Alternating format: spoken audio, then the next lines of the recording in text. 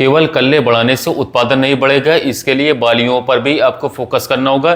जैसे कि हमारे देश के किसान भाई को के लिए क्या होता है कि उनका फोकस ज़्यादातर जब हमारा गेहूं 40 से 60 दिन का रहता है ना, उसी बीच मतलब समझ लीजिए कि 60 दिनों तक ही फोकस रखते हैं। जब कल्ले बढ़ने की आवश्यकता होती है वहीं तक किसान भाई फोकस रखते हैं। वहीं पर किसान भाई वो अन्य देश के हैं, वो बालियाँ निकलने की यानी कि गेहूं की बुआई से लेकर के गेहूं की बालियाँ जब तक पूरे तरीके से परिपक्व और तैयार हो जाता है वहाँ तक फोकस करते हैं। तो क्यों ना आप भी बालियों को लंबी करने पर फोकस करें, बालियों के दाने को मोटा करने पर फोकस करें, बालियों के जो दाने के वजन है उसको बढ़ाने पर फोकस करें। तो चलिए वीडियो को शुरू करते हैं। तो किसान भाइयों बात कर लेते हैं कि बालियों के साइज को कैसे बढ़ा सकते हैं। पहले पॉइंट ये है, बालियों के साइज जब बड़े रहेंगे तभी आपको उत्पादन ज़्यादा देखने को मिलेगा। तो दाने का वजन कैसे बढ़ाएं, बालियों के साइज कैसे बढ़ाएं, अधिक मात्रा में उत्पादन कैसे ली जाए, इन सभी पॉइंट्स को आसानी से समझ लें पहले। तो अभी जो हम लोगों का गेहूं किसान साथी बात करें तो अभी बूटिंग स्टेज में है, यानी कि गोबावस्था में है, अभी बालियाँ निकलना शुरू हो गई हैं। तो इस टाइम पर जो पोषक तत्वों की ज़रूरत होती है गेहूं की खेती के लिए, अगर वो पोषक तत्व आप पूर्ति कर देते हैं अपने गेहूं के पौधे में, तो किसान भाइयों आपका भी बालियां जो हैं बहुत ही बढ़िया निकलेगी, लंबी निकलेंगी और वजनदार निकलेगी। तो साथियों अभी बूटिंग स्टेज पर सही से समझे कौन से पोषक तत्व चाहिए। तो तीनों पोषक तत्वों के ही जरूरी होती हैं। अभी जो हमारी गेहूं का स्टेज है जो 60 से लेकर के 90 और 100 दिन का जो गेहूं का साथियों स्टेज हमारा रहेगा, उसमें 3 पोषक तत्वों की आवश्यकता होती है, जिसमें से पहली है हमारी फास्फोरस और दूसरा है पोटाश और तीसरा है साथियों बोरॉन। इन 3 पोषक तत्वों के अलावा कोई भी पोषक तत्व की जरूरत हमारे पौधे को नहीं है गेहूं की बालियों में वृद्धि के लिए। अब ये 3 पोषक तत्वों का कैसे आपको पूर्ति करवाना है, कैसे अपने पौधे में डालना है, इसको पहले समझ लीजिए। किसान भाई फास्फोरस की अगर हम बात करें तो फास्फोरस जब हमारे गेहूं की 80 से 100 दिन की आवश्यकता होती है साथियों, उस समय पर इसका उपयोग करना साथियों बेहद ही जरूरी हो जाता है। अब यहाँ पर समझिए फास्फोरस का आखिरकार कार्य क्या है जो गेहूं के पौधे में इतना ज़्यादा फायदेमंद करवाता है। तो ये क्या करता है ना किसान भाइयों, ये पौधे का जो तना मार होता है उसको मजबूत कर देता है। अगर पौधे का तना साथियों मजबूत नहीं रहेगा तो जब गेहूं की बाली पूरी तरीके से निकल जाएंगी, उसके बाद अगर तेज हवा आएगी, वायु आएगी, तो गेहूं का पौधा गिर जाता है। और इसके साथ साथ गेहूं का पौधा जब गिर जाता है तो 30% उत्पादन तो यहीं पर साथियों कम हो जाता है, घट जाता है, क्योंकि बालियों का विकास सही तरीके से हो ही नहीं रहती है। और जो साथियों बात करें तो बालियों में जो दाने होते हैं उसका विकास नहीं हो पाता, जिसके कारण से किसान भाइयों उत्पादन जो है 30% तो यहीं खत्म हो जाता है जहां हमारा पौधा गिर जाता है। तो पहले तो ऐसा चीज़ करना है जिससे कि हमारा पौधा गिरे ही नहीं। इसके लिए फास्फोरस अति आवश्यक हमारा होता है। अब ये फास्फोरस पौधे के तने को मजबूत करता है। इसके साथ साथ इसको क्या करना है किसान भाइयों, जो हवा है ना किसान भाइयों, उसे लड़ने की क्षमता आपके पौधे को बढ़ाती है, जिसके कारण से आपका पौधा जो है गिरने की समस्या काफ़ी ज़्यादा कम हो जाती है। अब फास्फोरस का इस पर कैसे करना है, तो फास्फोरस की पूर्ति करने के लिए आप ले सकते हैं किसान भाइयों NPK साथियों का स्प्रे करें, इससे आपको फास्फोरस की पूर्ति होगी। अब NPK आपको लेना है 1261 साथियों या फिर NPK 05234, ये दोनों में से आप कोई सा भी ले सकते हैं जो आपके पौधे को फास्फोरस की पूर्ति आसानी से करवा देगा और फास्फोरस की पूर्ति करेगी। तो फास्फोरस का क्या फायदा है साथियों, वो आपको पता चल ही गया। अब बात करेंगे पोटाश का। पोटाश क्यों जरूरी नहीं किसान भाइयों, इससे पहले हम बात करें कि फास्फोरस को आपको कैसे लेना है, मतलब खेतों में कैसे इस्तेमाल करना है।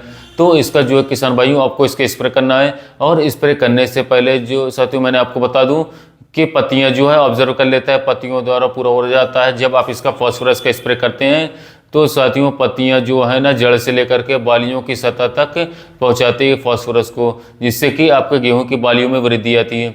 उसके बाद दूसरे नंबर पर जो हमारा पोटाश है, इसका क्या कार्य है इसको समझ लीजिए। पहले पोटाश के कार्य के बारे में बात करें किसान भाइयों, तो गर्मी बरसात से बचाव के लिए ये काफ़ी ज़्यादा फायदेमंद होता है। कभी कभी आप देखते होंगे किसान भाइयों कि आपकी बालियाँ तैयार होती हैं और उस टाइम पर बात करें तो किसी भी कारणवश ओलावृष्टि हो जाती है, बारिश हो जाती है, तेज वायु आ जाती है, जिसके कारण पौधा हमारा गिर जाता है, ऊपर से बारिश भी हो जाती है, जिससे कि काफ़ी ज़्यादा मात्रा में आपका नुकसान देखने को मिलता है। तो इससे बचाव के लिए आपको पोटाश की उपयोग करना है, ताकि बरसात भी अगर हो, ओला भी पड़े तो उससे आपके गेहूँ पर कम प्रभाव पड़े और आपके गेहूं साथियों इन सभी चीज़ों से बचाव करें। अब इसका जो पोटाश है ना साथियों, इसका जो पोषक तत्व किसान भाइयों जड़ से बाली तक पहुंचाया जाएगा। अब पोटाश आपको क्या करना है, इसको पानी के साथ यानी कि सिंचाई जब आप करेंगे उसके साथ आपको 20 किलोग्राम आप पोटाश दे सकते हैं, क्योंकि इसका कार्य है जड़ द्वारा ऑब्जर्व करना। इसका स्प्रे साथियों पोटाश का बिल्कुल नहीं करना है, क्योंकि ये पत्तियों द्वारा साथियों अवशोषित नहीं होगा। ये साथियों जड़ में पड़ना चाहिए, ताकि जड़ द्वारा पत्तियां और बालियों तक साथियों पहुंचाएगी। किसान भाइयों, इसको आपको क्या करना है, पानी में सिंचाई के साथ ही डालना है। तीसरा साथियों जो हमारा पोषक तत्व बाली की अवस्था में बोरॉन, साथियों बोरॉन को आप समझ लीजिए। किसान भाइयों, जब हमारा गेहूं बूटिंग स्टेज पर होता है साथियों, यानी कि गर्भावस्था में जब हमारा होता है, तब गेहूं के पौधे में बात करें तो पॉलिनेशन हमारा होता है, यानी कि परागण होता है किसान भाइयों। अब परागण क्या होता है, परागण में होता ये है कि एक बाली से दूसरे बाली में नर और मादा का परागण होता है।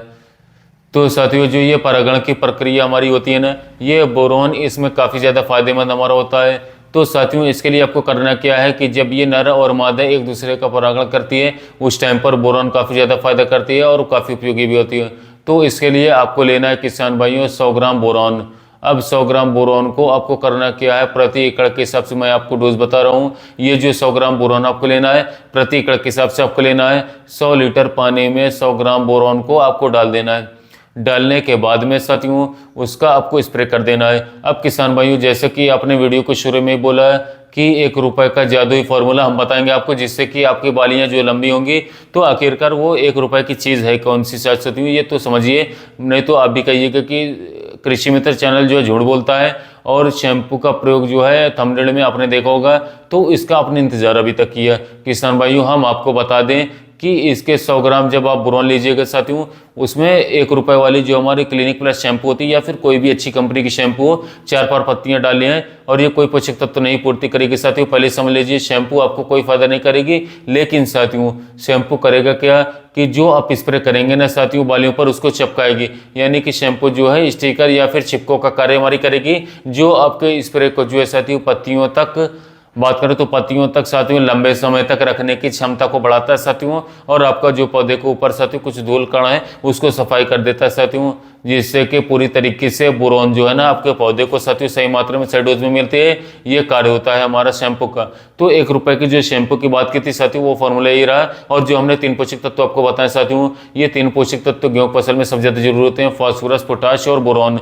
तो अभी के स्टेज में साथियों, बोटिंग स्टेज में आप फास्फोरस, पोटाश और बोरॉन, ये 3 पोषक तत्व साथियों जो किसान भाई जो है अपने गेहूं के सही मात्रा में साथियों प्राप्त करवा देते हैं पौधे को, तो उनका उत्पादन कोई नहीं रोकेगा साथियों। अच्छे उत्पादन ईश्वर से निकलने से, और गेहूं की बालियां भी साथियों लंबी होगी, दाना भी मोटा होगा, इसके साथ साथ वजनदार होगा और चमकदार भी होगी, और इसके साथ साथ आपका गेहूं गिरने की भी समस्या कम हो जाएगी। तो किसान भाइयों, हमने जो आपको फार्मूला बताया साथियों तो इस वीडियो में, तो वो फार्मूला और भी किसान भाई तक शेयर कीजिए, ताकि और भी किसान भाई जान सकें किस तरीके से हमें विधि को अपनाना है, सही तरीके को अपनाना है। हम आपसे मिलते हैं अगली वीडियो में नए टॉपिक के साथ।